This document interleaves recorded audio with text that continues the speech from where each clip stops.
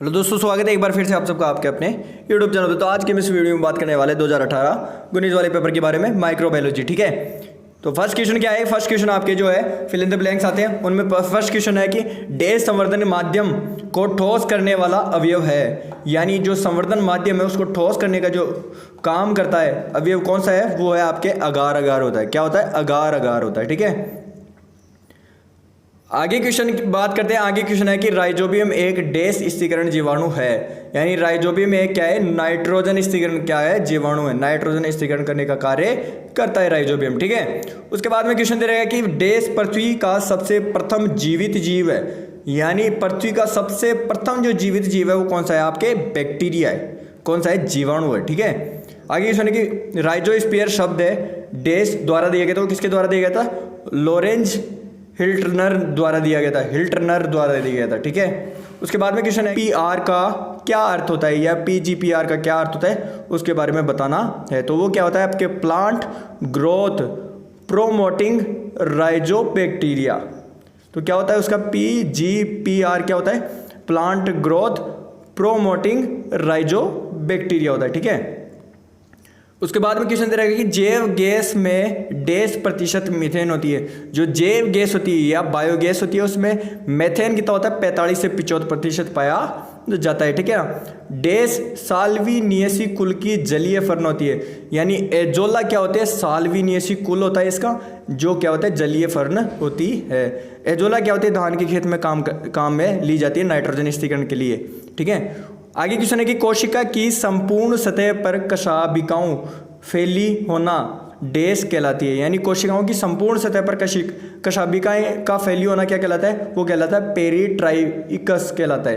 Peritrichous कहलाता है। ठीक है, उसके बाद में क्वेश्चन दे रहे हैं कि सूक्ष्म जीवों द्वारा मृदा जनित रोगों की रोकथाम करना डैश कहलाता है। तो वो क्या कहलाता है? आपको बायोलॉजिकल कंट्रोल या जैविक नियंत्रण जिसे कहा जाता है। ठीक है, आगे क्वेश्चन दे रहा है कि फॉस्फोरस डैश संश्लेषण में भूमिका निभाता है। जो फॉस्फोरस होता है वो प्रकाश संश्लेषण में भूमिका निभाता है। ठीक है, उसके बाद में क्वेश्चन दे रखा है कि आपके मल्टीपल चॉइस क्वेश्चन शुरू होते हैं। जैसे फर्स्ट क्वेश्चन है कि रोगों का जन्म सिद्धांत प्रतिपादित किया था। जो रोगों का जन्म सिद्धांत वो किसने प्रतिपादित किया? लुईस पास्चर ने किया था, लुईस पास्चर के द्वारा। ठीक है, उसके बाद में क्वेश्चन है कि सेब नाशपाती दग्ध अगमारी रोग के जीवाणु की सर्वप्रथम खोज किसके द्वारा की गई थी? सेब नाशपाती दुग्ध अगमारी के जो रोग है उसके जीवाणु को सर्वप्रथम किसने खोजा था? टीजे ब्यूरिल ने खोजा था। किसने? टीजे ब्यूरिल ने खोजा था। उसके बाद में क्वेश्चन रहेगा कि जीवाणुज संयुग्मन को सर्वप्रथम द्वारा वर्णित किया गया था। तो किसके द्वारा? दो वैज्ञानिक थे, लीडरबर्ग और टॉटम जो है दो वैज्ञानिक द्वारा किया गया था। ठीक है, उसके बाद में क्वेश्चन दे रहेगा कि प्रसिद्ध कोच की अवधारणाएं किस वर्ष प्रकाशित हुई थी। यानी प्रसिद्ध जो कोच था उसकी जो अवधारणा है वो कब प्रकाशित हुई थी? तो 1884 में प्रकाशित हुई थी। ठीक है ना, उसके बाद में क्वेश्चन दे रहेगा कि तंबाकू मोजेक विषाणु का सर्वप्रथम किस टीकाकरण किया गया था? वो किसने किया था? वो किया था WM स्टेनले ने किया था। ठीक है, उसके बाद में क्वेश्चन दे रखा है कि आपके मृदा सूक्ष्म जीव विज्ञान के पिता किसे कहा जाता है या सॉइल माइक्रोबायोलॉजी के पिता किसे कहा जाता है? तो किसे कहा जाता है? SN विनोग्रेड्स्की को कहा जाता है। ठीक है, उसके बाद में क्वेश्चन है कि प्रतिजैविक स्ट्रेप्टोमाइसिन की खोज द्वारा की गई थी। यानी प्रतिजैविक स्ट्रेप्टोमाइसिन की जो खोज है वो किसके द्वारा की गई थी? बॉक्समैन द्वारा की गई थी। ठीक है, बॉक्समैन द्वारा की गई थी। उसके बाद में क्वेश्चन है कि निम्न में से कौन सी जीवाणु वृद्धि कर्व की अवस्था नहीं है? तो वो कौन सी नहीं है? प्रोफेज अवस्था नहीं होती है। ठीक है, उसके बाद में क्वेश्चन रहेगा कि निम्न में से ग्राम धनात्मक जीवाणु कौन सा है या ग्राम पॉजिटिव जीवाणु कौन सा है? वो होता है आपके क्लोस्ट्रीडियम होता है। ठीक है, उसके बाद में क्वेश्चन रहेगा कि कवच एक उच्च पेड़ों के मध्य सहवास कहलाता है। यानी कवक एवं उच्च पेड़ों के मध्य जो सहवास होता है वो क्या कहलाता है? माइक्रोराइजा कहलाता है। ठीक है, आगे ट्रू एंड फॉल्स है वो आपको नहीं पूछते हैं। आपके बड़े वाले जो थ्योरेटिकल पार्ट है उसमें फर्स्ट क्वेश्चन है कि कवक को परिभाषित किया या फंजाई किसे कहा जाता है उसके बारे में बताना है। कैप्सूल क्या होता है उसके बारे में बताना है। यूकैरियोटिक कोशिकाएं कौन सी होती है? यूकैरियोटिक क्या होता है? यूकैरियोटिक क्या होता है? आपके जो बड़े समूह आते हैं जिसमें आपके मनुष्य आ गया, ठीक है, जंतु आ गया, जंतु जगत इसमें ही आता है। इसमें क्या होता है? 70S व 80S प्रकार का जो है राइबोसोम दोनों प्रकार के उपस्थित हैं। इसमें सुविकसित केंद्रक पाया जाता है। ठीक है, उसे क्या कहते हैं? यूकैरियोटिक कोशिकाएं कहा जाता है। आगे क्वेश्चन की बात करें, आगे क्वेश्चन है कि जीवाणु को परिभाषित कीजिए। बैक्टीरिया किसे कहा जाता है, बैक्टीरिया के बारे में बताना है। प्लाज्मिड क्या होता है, प्लाज्मिड गुणसूत्रों में अतिरिक्त रूप से पाया जाने वाला डीएनए क्या कहलाता है, प्लाज्मिड कहलाता है, ठीक है। वर्दी क्या होता है, वर्दी के बारे में आपको बताना है। या सोइल फर्टिलिटी किसे कहते हैं, सोइल फर्टिलिटी उसे कहा जाता है जिसमें मृदा में वह सभी पोषक तत्व विद्यमान होने चाहिए जो एक उर्वरक मृदा में होते हैं, ठीक है, उसे क्या कहते हैं, उर्वर मृदा कहा जाता है, ठीक है।